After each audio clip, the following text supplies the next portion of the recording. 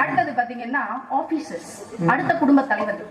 இந்த ஆபீசர் எல்லாம் என்ன பண்ணுவாங்கன்னா வீட்டுக்குள்ளேயும் ஆபீசர் தான், வெளியவும் ஆபீசர்.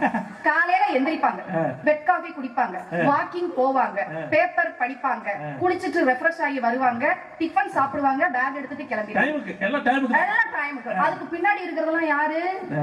நாங்க. முடிச்சிட்டு திரும்ப ஆபீஸ் முடிச்சு வந்த உடனே ஆபீஸ் வேலையவே திரும்ப கட்டி அழுவாங்க. வீட்டுல கட்டுனதுன்னு ஒண்ணு இருக்குன்றதே தெரியாது. இந்த ஆபீசர்கள் வைக்கிற டிமாண்ட் என்ன தெரியுமா? மனைவி எப்படி இருக்கணும்? டபுள் டிகிரி முடிச்சிருக்கணும், இன்ஜினியரிங் படிச்சவங்க. இவங்க எல்லாம் இந்த வீட்டம்மாக்கள் எல்லாம் தன்னுடைய கனவுகளையும் தன்னுடைய ஆற்றலையும் என்ன பண்ணுவாங்கன்னா அடக்கி இவங்க வீட்டுக்கு இவங்க பிள்ளைகளுக்கு ஆயா வேலை பார்க்கணும், இவங்க வீட்டுல இருக்கிற பெரியவங்களை நாங்க டேக் கேர் பண்ணிக்கணும், வீட்டுல உள்ள வேலைகள் எல்லாம் செய்யணும். இதுக்கு பேர் என்ன தெரியுமா? நீ வீட்டுல சும்மாதானே இருக்க. என்ன பேரு? வீட்டுல சும்மாதானே இருக்க. ஏங்க நீங்க வீட்டுல கொஞ்ச நாள் சும்மா இருந்து பாருங்க.